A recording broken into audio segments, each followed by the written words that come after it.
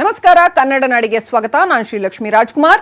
ಅರಣ್ಯಕ್ಕೆ ಮುಳುವಾಗ್ತಾ ಇದೆ ಮಾದಪ್ಪನ ಭಕ್ತರ ನಡೆ. ಕಾಡಿನ ರಸ್ತೆಗಳಲ್ಲಿ ಕಿಲೋಮೀಟರ್ ಗಟ್ಟಲೆ ಚಪ್ಪಲಿಗಳ ಸಾಲು. ಕಾಡಿನ ಉದ್ದಕ್ಕೂ ಚಪ್ಪಲಿಗಳನ್ನ ಬಿಟ್ಟು ಹೋಗಿದ್ದಾರೆ ಭಕ್ತರು. ನೋಡಿ, ಭಕ್ತಿಯ ಹೆಸರಿನಲ್ಲಿ ಈ ರೀತಿ ಅರಣ್ಯವನ್ನ ಹಾಳು ಮಾಡೋದು, ಗಲೀಜು ಮಾಡೋದು ಸರಿನಾ ಅನ್ನೋ ಪ್ರಶ್ನೆ ಬರುತ್ತೆ. ಕಾಡಿನ ಉದ್ದಕ್ಕೂ ಚಪ್ಪಲಿಗಳನ್ನ ಬಿಟ್ಟು ಹೋಗಿದ್ದಾರೆ. ದೇವ್ರು ಎಲ್ಲೂ ಕೂಡ ಗಲೀಜು ಮಾಡಿ ಅಂತ ಹೇಳಲ್ಲ. ಅಂಥದ್ರಲ್ಲಿ ಬೆಟ್ಟಕ್ಕೆ ಚಪ್ಪಲಿ ಧರಿಸಿ ಹೋದ್ರೆ ಕೆಡುಕು ಅಂತ ಕಾಡಿನಲ್ಲಿ ಚಪ್ಪಲಿ ಬಿಟ್ಟು ಹೋದ್ರೆ ಅದನ್ನ ಹಾಗೆ ಅರ್ಧ ದಾರಿಯಲ್ಲೇ ಚಪ್ಪಲಿಗಳನ್ನ ಬಿಟ್ಟು ಹೋಗ್ಬಿಟ್ಟಿರ್ತಾರೆ. ಅದು ಇಡೀ ಕಾಡನ್ನ ರಬ್ಬರು, ಗಲೀಜು, ಪ್ಲಾಸ್ಟಿಕ್ ಇದೆಲ್ಲ ಹಾಳು ಮಾಡ್ತಾ ಇದೆ. ತಾಳಬೆಟ್ಟದ ಕಾಡಲ್ಲಿ ಎಲ್ಲ ನೋಡಿದ್ರು ಚಪ್ಪಲಿ, ಪ್ಲಾಸ್ಟಿಕ್ ರಾಶಿ.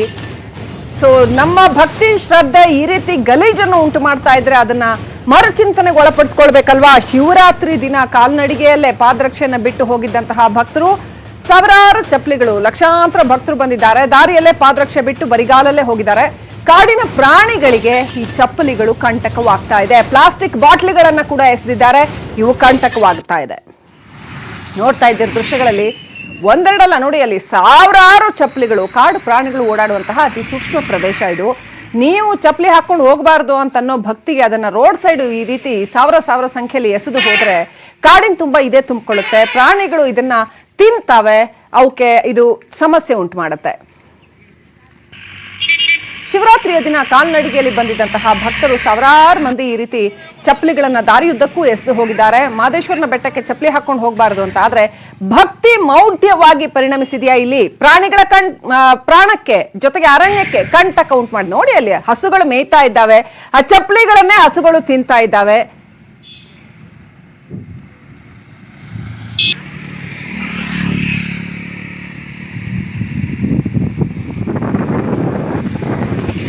ಭಕ್ತಿ ಒಳ್ಳೇದು ನಿಜ, ಆದ್ರೆ ಭಕ್ತಿಯ ಹೆಸರಿನಲ್ಲಿ ಮೌಢ್ಯ ಮೆರೆಯೋದು ಎಷ್ಟರ ಮಟ್ಟಿಗೆ ಸರಿ? ಹೊಣೆಗಾರಿಕೆ ಇಲ್ವಾ? ಜವಾಬ್ದಾರಿ ಇಲ್ವಾ? ಭಕ್ತಿಯ ಹೆಸರಿನಲ್ಲಿ ದೇವಸ್ಥಾನಕ್ಕೆ ಹೋಗಿ ಈ ರೀತಿ ಅರಣ್ಯ ಹಾಳು ಮಾಡಿದ್ರೆ, ಈ ರೀತಿ ಭೂಮಿನ ಹಾಳು ಮಾಡಿದ್ರೆ ಇನ್ಯಾವ ದೇವ್ರನ್ನ ಭಜಿಸಿ ಏನು ಪ್ರಯೋಜನ? ನಮ್ಮ ಪ್ರತಿನಿಧಿ ನಂದೀಶ್ ಫೋನ್ ಸಂಪರ್ಕದಲ್ಲಿದ್ದಾರೆ. ಇನ್ನಷ್ಟು ಅಪ್ಡೇಟ್ ಪಡ್ಕೊಳ್ಳೋಣ.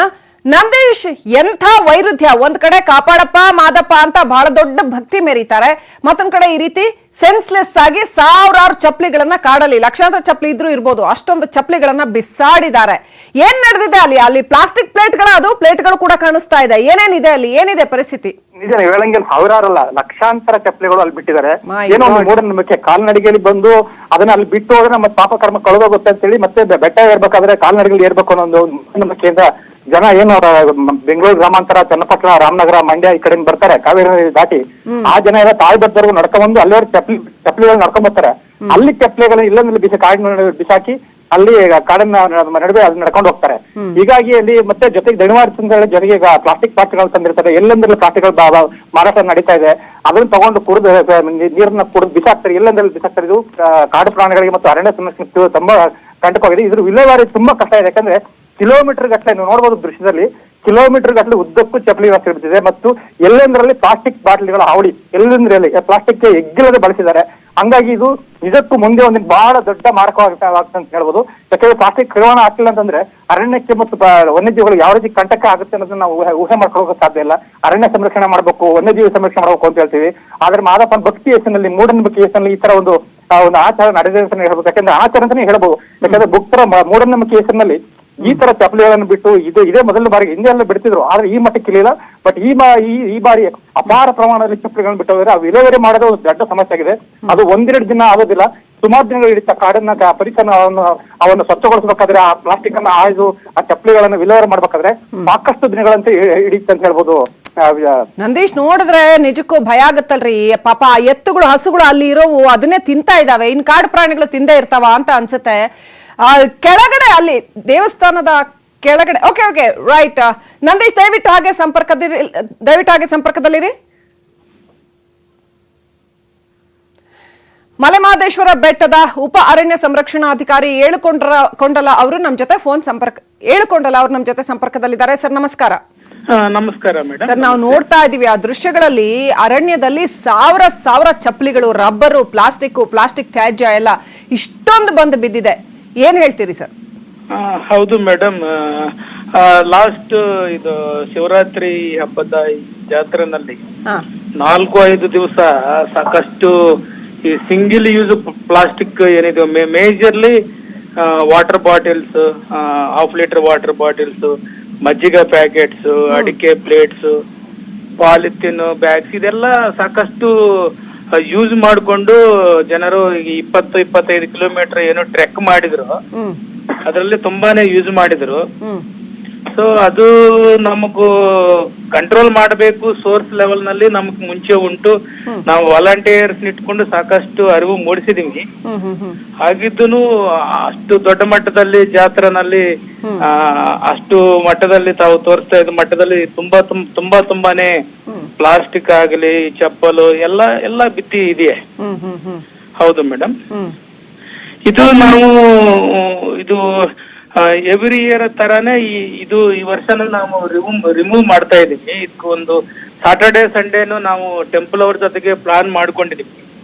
ಸೊ ಯಾರು ನೀವು ವಾಲಂಟಿಯರ್ಸ್ ನ ಕರ್ಕೊಂಡಿದ್ನೆಲ್ಲ ರಿಮೂವ್ ಮಾಡ್ತೀರಾ? Yes madam, we are taking around 100 to 150 volunteers Bengaluru ಮತ್ತು ಮೈಸೂರಿನಿಂದ ಬರ್ತಾ ಇದ್ವು ಸಾಟರ್ಡೆ ಸಂಡೇ. ಓಕೆ. ಅವರು ಎಲ್ಲರದನ್ನು ನಾವು ಒಂದು 10, 15, 20 ಬ್ಯಾಚ್ ಮಾಡಿಬಿಟ್ಟು ಪೂರ್ತಿ ಕಂಪ್ಲೀಟ್ಲಿ ಹೇಳ್ಕೊಂಡಲ್ಲ ಅವ್ರೆ, ನಿಮ್ಮ ಇನಿಷಿಯೇಟಿವ್ಗೆ ಹ್ಯಾಟ್ಸ್ ಆಫ್ ಹೇಳ್ತಾನೆ. ದಯಮಾಡಿ ಇದನ್ನ ಅಟ್ ದ ಸೋರ್ಸ್ ನೀವು ಹೇಳಿದಾಗೆ ಸಂಪೂರ್ಣವಾಗಿ ನಿಲ್ಲಿಸಬೇಕಲ್ಲ. ಅಲ್ಲಿ ಚಪ್ಪಲಿ ಮತ್ತೆ ಈ ಪ್ಲಾಸ್ಟಿಕ್ ಅಲ್ಲಿ ಕೆಳಗಡೆ ಬೆಟ್ಟದ ಕೆಳಗಡೆ ಪ್ಲಾಸ್ಟಿಕ್ ದೊರೆಯಬಾರ್ದು, ಹಾಗೆ ನಿಷೇಧ ಮಾಡ್ಬೇಕಲ್ಲ. ಹೌದು ಮೇಡಮ್. ಈಗ ಅದು ನಾವು ಈಗ ಬರ್ತಾ ಇದ್ದು ಉಗಾದಿ ಜಾತ್ರೆಗೂ ಮುಂಚೆನೆ ಈ ಸಿಂಗಲ್ ಯೂಸ್ ವಾಟರ್ ಬಾಟಲ್ಸ್ಗೆ ಪರ್ಯಾಯವಾಗಿ ಸ್ಟೀಲ್ ಬಾಟಲ್ಸ್ ಮತ್ತೆ ಬೇರೆ ಬೇರೆ ವಾಟರ್ ಡಿಸ್ಪೆನ್ಸರೀಸ್ ಎಲ್ಲ ಯೂಸ್ ಮಾಡಿಬಿಟ್ಟು ನಾವು ಕಂಟ್ರೋಲ್ ಮಾಡೋಣ ಅಂತ ಇತ್ತು. ಓಕೆ. ಇದು ನಾವು ಟೆಂಪಲ್ ಅವರು ಮತ್ತೆ ಸಾಕಷ್ಟು ದಾನಿಗಳು ಇರ್ತಾರೆ. ಇಷ್ಟು ಬಾಟಲ್ಸ್ ಮೇಯ್ನು ಫಾರೆಸ್ಟ್ ನಲ್ಲಿ ಬರ್ಲಿಕ್ಕೆ ಮೇನ್ ಕಾರಣ ದಾನಿಗಳು. ಅವರು ಬಂದ್ಬಿಟ್ಟು ಪಾಪ ಯಾವ ರೀತಿನಲ್ಲಿ ಹೆಲ್ಪ್ ಮಾಡ್ಬೇಕಲ್ಲೋ ಗೊತ್ತಿರಲ್ಲ, ಸುಮ್ನೆ ವಾಟರ್ ಬಾಟಲ್ಸ್, ನೀರು ಬಾಟಲ್ಸ್ ಕೊಟ್ಟು ಬಿಡ್ತಾ ಇದ್ವಿ. ಅದಕ್ಕೋಸ್ಕರನೇ ಅಷ್ಟು ವಾಟರ್ ಬಾಟಲ್ಸ್ ಪ್ಲಾಸ್ಟಿಕ್ ಫಾರೆಸ್ಟ್ ನಲ್ಲಿ ಎಂಟರ್ ಆಗ್ತಾ ಇದೆ. ಇದು ರಿಪೇರಿ ಮಾಡ್ಬೇಕಾಗಿರೋದು ಬಹಳ ಇದೆ ಸರ್. ಇಲ್ಲಿ ಸ್ಟೀಲ್ ಬಾಟ್ಲ್ ಅಲ್ಲಿ ನೀರ್ ಕೊಡ್ಲಿ ಅಥವಾ ಸ್ಟೀಲ್ ಕಪ್ ಅಲ್ಲಿ ನೀರ್ ಕೊಡ್ಲಿ, ವಾಪಸ್ ಕಪ್ ಇಸ್ಕೊಳ್ಳಿ. ಎನಿವೇ ಅರಣ್ಯ ಇಲಾಖೆ ಇದ್ರ ಜೊತೆ ಕೈ ಜೋಡಿಸುತ್ತೆ ಅಂತ ನಾವಾದ್ರೂ ಆಸೆ ಪಡ್ತೀವಿ, ನಿರೀಕ್ಷೆ ಮಾಡ್ತೀವಿ. ಇದನ್ನೆಲ್ಲ ಸ್ವಚ್ಛ ಮಾಡೋದ್ರ ಜೊತೆಗೆ ಮತ್ತೆ ಇದೇ ರೀತಿ ತಿಪ್ಪೆ ರಾಶಿ ಹಾಕದ ಹಾಗೆ ನೀವು ಎಚ್ಚರಿಕೆ ಕ್ರಮ ಕೈಗೊಳ್ತೀರಿ, ಮುನ್ನೆಚ್ಚರಿಕೆ ಕ್ರಮ ಕೈಗೊಳ್ತೀವಿ ಅಂತ ನಾವು ನಿರೀಕ್ಷೆ ಮಾಡ್ಬೋದಾ? ಎಸ್, ಧನ್ಯವಾದಗಳು ಏಡುಕೊಂಡಲ್ಲ ಅವರೇ ನ್ಯೂಸ್ 18ಗೆ ಮಾತನಾಡಿದಕ್ಕೆ. ನಮ್ ಜೊತೆ ಮಲೆ ಮಹದೇಶ್ವರ ಬೆಟ್ಟ ಅಭಿವೃದ್ಧಿ ಟ್ರಸ್ಟ್ ನ ಕಾರ್ಯದರ್ಶಿ ಜಯ ವಿಜಯ ಸ್ವಾಮಿ ಅವರು ಫೋನ್ ಸಂಪರ್ಕದಲ್ಲಿದ್ದಾರೆ. ನಮಸ್ಕಾರ. ನಮಸ್ಕಾರ, ನಾನು ಜಯ ವಿಭವ ಸ್ವಾಮಿ ಅಂತ. ಜಯ ವಿಭವ ಸ್ವಾಮಿ ಅವರು. ಜಯ ವಿಭವ ಸ್ವಾಮಿ ಅವರೇ, ಭಕ್ತಿ ಇರ್ಬೇಕು, ಇದೆ ಬಹಳ ನಿಜ. ಆದ್ರೆ ಮಲೆ ಮಹದೇಶ್ವರ ಬೆಟ್ಟದ ಪರಿಸ್ಥಿತಿ, ಆ ದೃಶ್ಯಗಳಲ್ಲಿ ನೋಡ್ತಾ ಇದ್ರೆ ತಲೆ ತಿರುಗುತ್ತೆ. ಆ ಸಾವಿರಾರು ಚಪ್ಪಲಿಗಳು, ಲಕ್ಷಾಂತರ ಪ್ಲಾಸ್ಟಿಕ್ ಬೆಟ್ಟ ತುಂಬಾ ಇದೆ, ತುಂಬಿಕೊಂಡಿದೆ. ಏನ್ ಹೇಳಕ್ ಬಯಸ್ತೀರಿ? ನೋಡಿ ಮೇಡಮ್, ಇದು ಬೆಟ್ಟದಲ್ಲಿ ಪ್ರಾಧಿಕಾರ ಮಾಡೋದಲ್ಲ. ಭಕ್ತಾದಿಗಳು ಏನ್ ಮಾಡ್ತಾರೆ, ಅವ್ರ ಪಾಪ ಕಳ್ಕೊಳ್ಬೇಕು ಅಂತನೋ ಏನೋ ಅವರು ಒಂದು ಮೂಢನಂಬಿಕೆಯಿಂದ ಪಾಪದ ರಾಶಿ ಗುಡ್ಡೆ ಹಾಕದಂಗಿದೆ. ಇದು ಪಾಪದ ರಾಶಿ ಮಾಡಿ ಗುಡ್ಡೆ ಹಾಕದಂಗಿದೆ ಇದು. ಹೌದು, ನಮಗೂ ಹಾಗೆ ಅನ್ಸುತ್ತೆ ನೀವ್ ಹೇಳೋ ತರಾನೇ. ಅದಕ್ಕೆ ರೆಮಿಡಿ ಏನು ಅಂತ ನಾವು ಹುಡುಕ್ಬೇಕು ಅಷ್ಟೇ. ಈಗ ಗುಡ್ಡೆ ಒಂದು 2 ತರ ಇಲ್ಲಿ ಮಲಿನ ಆಗ್ತದೆ. ಒಂದು ಈ ಪ್ಲಾಸ್ಟಿಕ್ ತ್ಯಾಜ್ಯ ಮತ್ತೆ ತಟ್ಟೆಗಳು, ಲೋಟಗಳು ಎಸೆದಾಡೋದು. ಎರಡನೇದು ಈ ಚಪ್ಪಲಿ ಬಿಟ್ಟು ತಾಳ್ಬೆಟ್ಟ ಮತ್ತು ಬೆಟ್ಟದಲ್ಲಿ ಕೂಡ ತಮ್ಮಡಿಗೇರಿ ಅಂತಿದೆ, ಅಲ್ಲಿ ಬಿಟ್ಟು ಬರೀ ಕಲ್ಲಲ್ಲಿ ಹೋಗ್ತಾರೆ. ನಮ್ಮ ಹತ್ರ ಚಪ್ಪಲಿ ಸ್ಟ್ಯಾಂಡ್ಗಳಿದೆ 5-6, ಅಲ್ಲಿ ಇಟ್ಟು ಬೇಕಾದ್ರೆ ಹಾಕೊಂಡು ಹೋಗ್ಬೋದು. ಅದನ್ನ ಮಾಡಲ್ಲ. ಆಮೇಲೆ ನಮ್ಮಲ್ಲಿ ಪ್ರಾಧಿಕಾರದ ಆವರಣದಲ್ಲಿ 9 RO ವಾಟರ್ ಪ್ಲಾಂಟ್ ಇದೆ. ₹1 ಕೊಟ್ಟರೆ ಸ್ವಾಮಿ ಅವರೇ, ನೀವು ಪಾಪ ಸಾಕಷ್ಟು ಪ್ರಯತ್ನ ಮಾಡಿದಿರಿ. ಆದ್ರೆ ನೋಡಿ, ಅದು ಯಾವ ಮೂಲೆಗೂ ಸಾಕಾಗಿಲ್ಲ. ನಿಮ್ಮ ಮೇಲೆ ಬಹಳ ದೊಡ್ಡ ಹೊಣೆಗಾರಿಕೆ ಇದೆ. ನೀವು ಹೇಳಿದ್ರೆ ಭಕ್ತರು ಕೇಳ್ತಾರೆ. ನೀವು ಪ್ರಾಧಿಕಾರದ ಕಡೆಯಿಂದ ಈ ತಿಪ್ಪೆ ರಾಶಿ ಬಿದ್ದಿದೆಯಲ್ಲ, ಇದು ಆಗದ ಹಾಗೆ ಎಚ್ಚರಿಕೆ ವಹಿಸಬೇಕಾಗತ್ತೆ. ಧನ್ಯವಾದಗಳು ನ್ಯೂಸ್ 18 ಮಾತನಾಡಿದ್ದಕ್ಕೆ.